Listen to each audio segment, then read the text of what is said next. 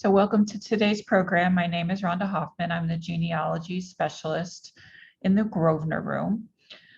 Today we're going to talk about cut and paste genealogy, the Grosvenor Room's scrapbook collection. The Grosvenor Room is the Buffalo and Erie County Public Library's special collections department, where we have genealogy, local history, maps, music scores, and rare books. The Grosvenor Room is open the same hours as the rest of the library. The only time you'd ever have to make an appointment to come to the Grosvenor Room is if you want to view a rare book. And if you look an item up in our catalog, it'll tell you whether something is a rare book or not. So the library's scrapbook collection, according to library legend, scrapbooks began at the former Buffalo Public Library around 1900 in preparation for the Pan American Exposition, which was held in Buffalo in 1901. And they were started as a way to showcase Buffalo. Librarians selected articles, sorted them by subject matter, and pasted them on leaves, which were then bound and paginated. The resulting volumes were indexed, and then the index was in the local history file. In 1932, when early scrapbooks were found to be deteriorating due to low quality paper, WPA workers, Work Progress Administration, during the Great Depression, helped salvage the collection by removing and repasting articles. There are about 600 volumes and 228 titles make up the scrapbook collection. Many scrapbooks contain articles published before 1900. Most were published between 1910 and the early 1970s. And most of the material in the scrapbooks are newspaper articles and illustrations. There's also a small number of programs from lectures or dinners, photographs, commercial engravings, and other ephemera. Main subjects of the articles found in scrapbooks are indexed in the local history file. The local history file is a card file that's behind the Grosvenor Room reference desk. So the local history file is a partial index to local newspapers and other local publications. To look for your ancestor, you just look up their name alphabetically. And then if you see a number like here, let's see, let me zoom in here. If you look at this card, you see some R numbers, R91, :91, B5. Those are scrapbooks. That's an old numbering system that we had in the library system. And the next step would be to go to the scrapbook collection in the Grosvenor Room. Most scrapbooks are located on two low shelves towards the front of the Grosvenor Room, and there's a guide on top of the shelves to the scrapbook collection. So when you've got that old number, you look in the guide. This is also available online, and there's a way to you can just see all of the different subjects that are in the scrapbooks, and you can also see the call number conversion guide to the scrapbooks.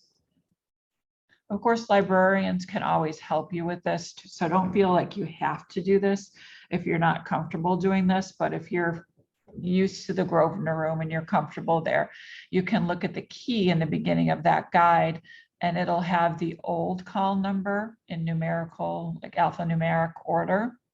And then it'll tell you the new call number, which if you guys are familiar with Library of Congress call numbers, maybe when you went to school, that's the numbering system that we use at the library now. And then you'll see the title associated with that particular call number. And then over to the far right, it'll tell you the location. So most of the time you'll see GRO, and that means that it's in the Grosvenor Room, but sometimes you'll see you can see like some of them are Grosvenor Room and on film. So we have those microfilmed. The Buffalo and the Civil War, it says B stacks, which means Buffalo stacks. And that's an area of the library that is closed to the public, but staff can easily retrieve those items. So, and there's a key to tell you what those different locations mean. And just let us know if you want something that's not on shelf and we can show you where it is or go retrieve it for you. The local biographies scrapbook set is our largest scrapbook set. There are dozens of volumes here, and this is the most popular set in our collection.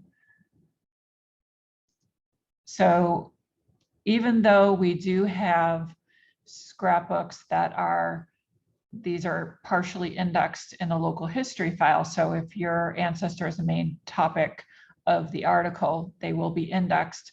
But most of the scrapbooks have their own main topic index either in the front of the book or in the back of the book.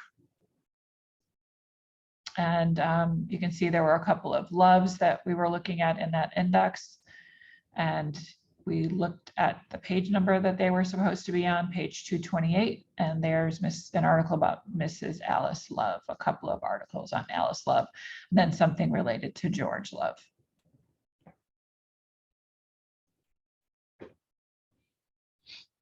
Here's a feature article on a Hungarian immigrant named Albert Litto. The article explains that Litto was a violin maker in Hungary and a fiddle repairman in the US. It also states that he descended from a long line of violin makers.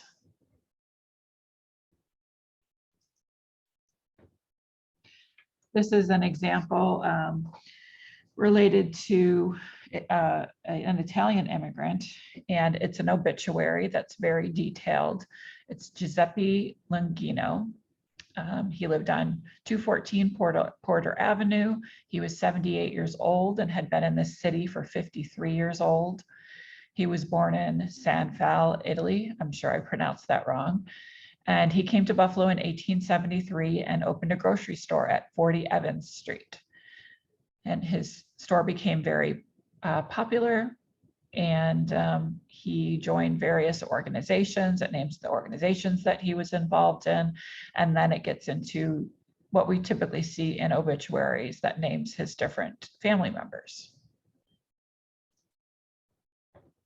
Most clippings are about men, but women are included frequently too. I estimate that about a sixth of the entries pertain to women. So to the left, we see a female business owner. It was her 90th birthday. And then over to the right, they decided to feature a female farmer in Wales.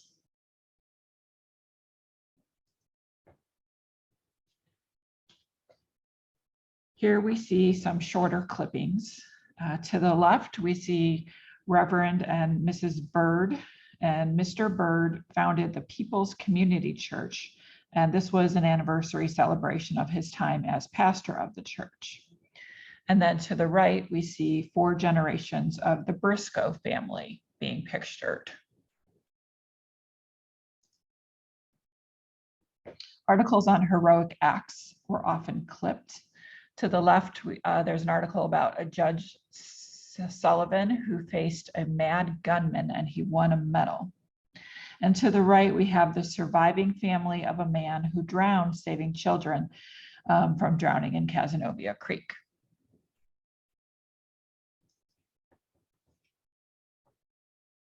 This is an interesting story of Old Shep Road in West Seneca. Apparently, it was named Old Shep Road because there used to be a man named Old Shep who lived in a field in this area for many years. And he was an interesting character who told many stories, including that he ran with Jesse James and his gang. We have a set called Industry in Buffalo and the Niagara Frontier. So if your family owned a business or you know what business your ancestor worked for, you may be interested in these scrapbooks. You may see an image of a business or a picture of a new invention or new technology.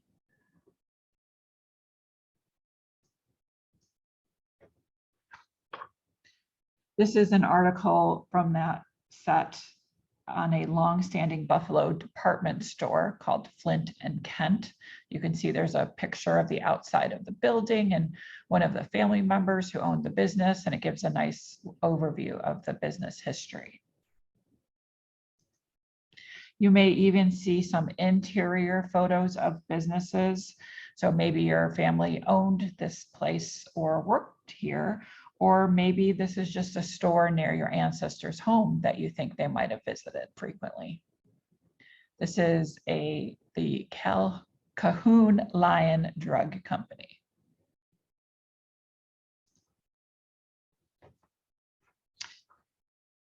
Sometimes you will see photos of employees. So to the left, we have, let me zoom in here, we have the wireless telegraph, DeForest Wireless Telegraph Company. And then if we go over to the right, this is one of the operators who worked there.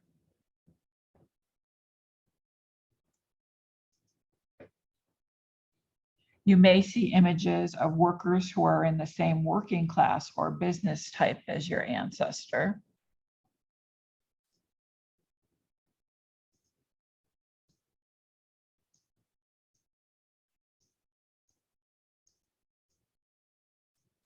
So that's a crew building a railroad for the Buffalo and Susquehanna. And then over to the right, we show some more workers. This is them working on the bed of the Goodyear Ship Canal. And I believe it's 1904, yes, 1904.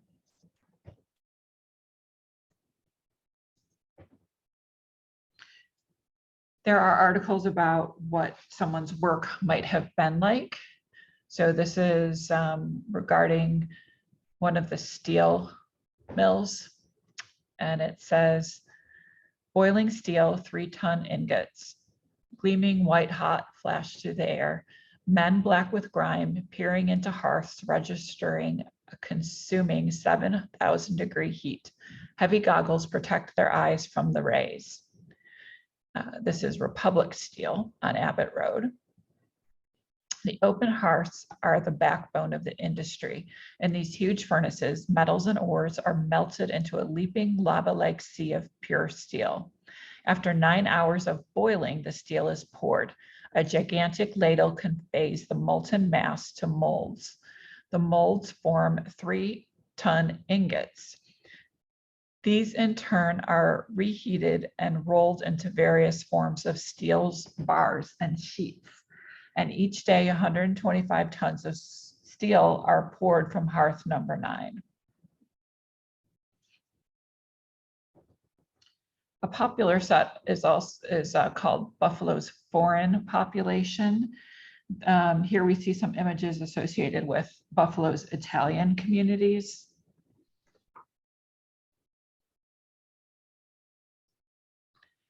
This is a really interesting article about Buffalo's Little Italy, which at the time of the article was, there were about 20,000 people as part of this community.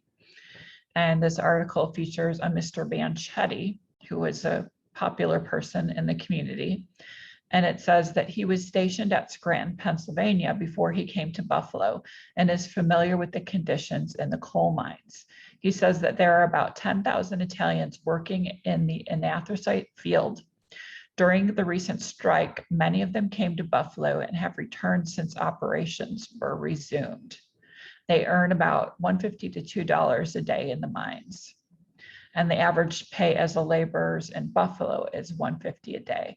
So that's a great clue if you wondered where your ancestor might have lived before they came to Buffalo. Maybe they were in Scranton first.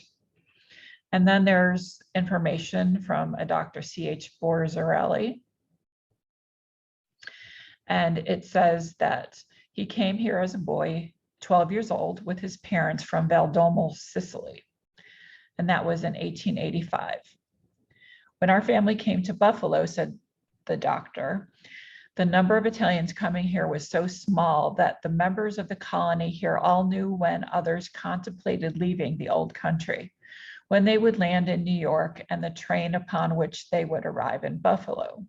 When anything of the kind happened, we all went to meet the train to welcome the newcomers. We also prepared entertainment for them for several days, but now that has all changed. While we are just as glad to have our compatriots come here, they are so numerous that it's impossible to extend them the same kind of welcome that we did 15 or 20 years ago. It also says, of our town, which he means in Sicily, which had about a population of 12,000, about 8,000 are here in Buffalo. So it's almost like the entire removal of a city from Italy to Buffalo. So all kinds of great background information. We have a Buffalo Military Affairs set. There are several scrapbooks in this collection. You may see clippings associated with contemporary events such as the Vietnam War soldiers, which is what we see in the image to the left, or retrospective articles like the one to the right, which is about the Civil War.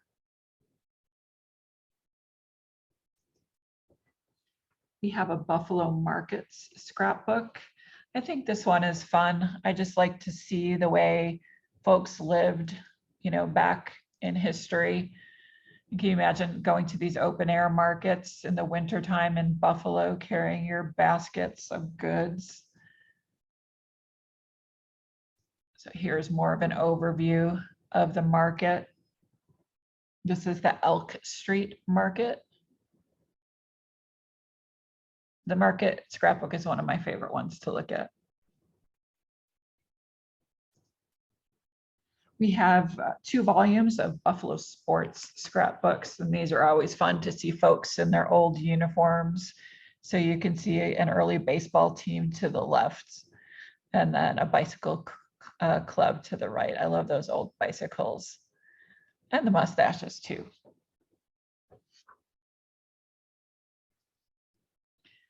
We have a couple volumes of Buffalo Streets scrapbooks. Let's zoom in here too.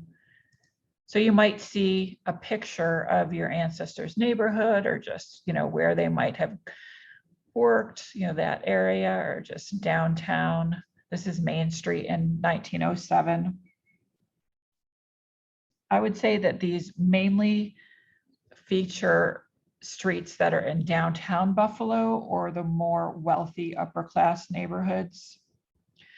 We may also see there are many articles on street names. So if you're wondering the history of your ancestors' street, you might see an article in these about that. We have a multi-volume set on clubs. So here we see the outside of the Buffalo Association for the Blind.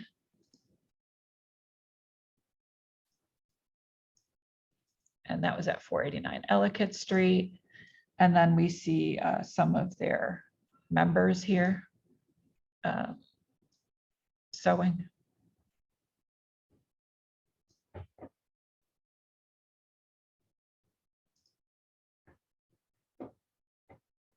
This is the Octogenarian Club, and we see all of the different members, and it names everyone here, and it tells their ages. This is about the Scribblers Club, which is a Buffalo women's writing club, and it includes photos of members and then creative autobiographies that they wrote about themselves.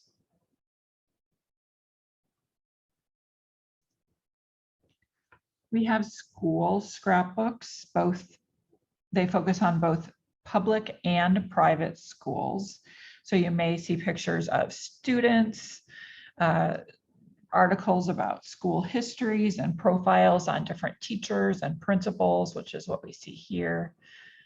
It's great to see the school buildings. You do see a lot of drawings of school buildings that no longer exist anymore. This is from our hospital scrapbook. They often provide histories of the hospitals, images of buildings, details about facilities and medical procedures. And sometimes you're lucky enough to see photos of patients like what we see here. This is from the Buffalo Children's Hospital, these images here. And then you can see, you know, the various hospitals that were included in this scrapbook, which is quite a variety. There's even one, like there's a state hospital in Gowanda. There's a U.S. Veterans Hospital in Batavia. So sometimes, you know, mostly this focuses on Buffalo, but sometimes you might see other Erie County locations, or a rare case to see another hospital outside of Erie County. This is a school at one of the hospitals for tubercular patients.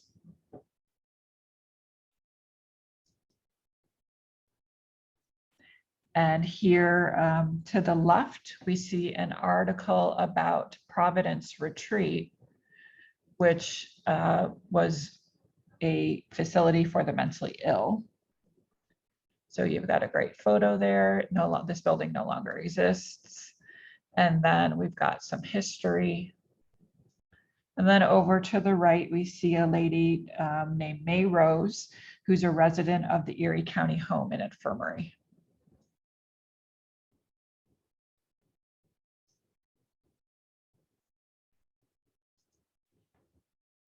If your ancestor was in a home, received some sort of charitable assistance, we do have a set related to charities.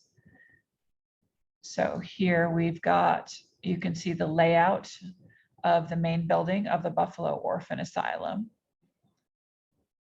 So you can see all the different sections. It's got both the first floor, I guess it doesn't have the second floor, but the different kind of wings of the floor. And then over to the right, we've got pictures.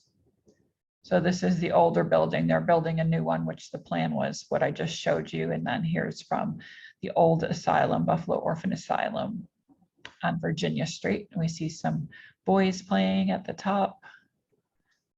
And we've got some girls playing on the bottom.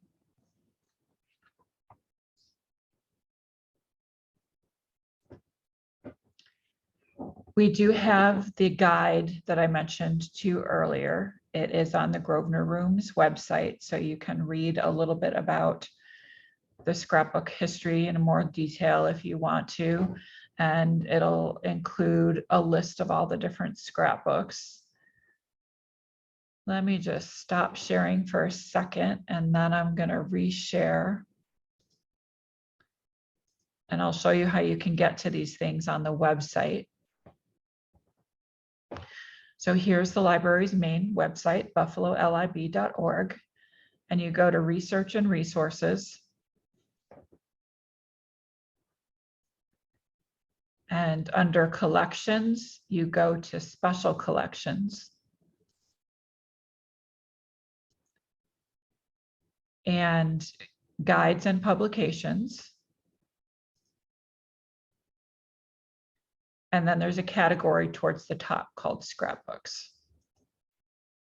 So you can see that's that guide that I showed you where you can convert the old call numbers, or you can, you know, view the different subjects that are involved and see all the different scrapbooks associated with those particular subjects.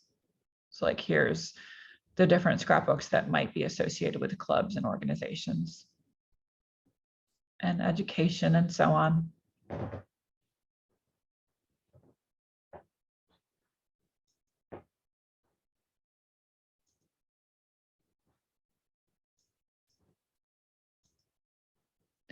And then if you wanted to view, there are a few scrapbooks that are digitized in our digital collections. So I just went back to Research and Resources, and you can go to Digital Collections.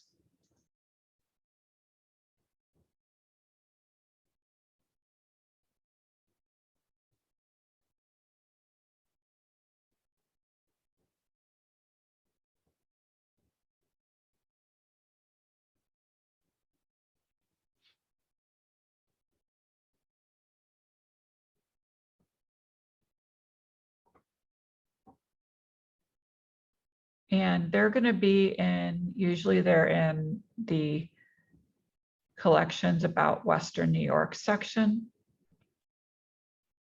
So you just select that and hit apply.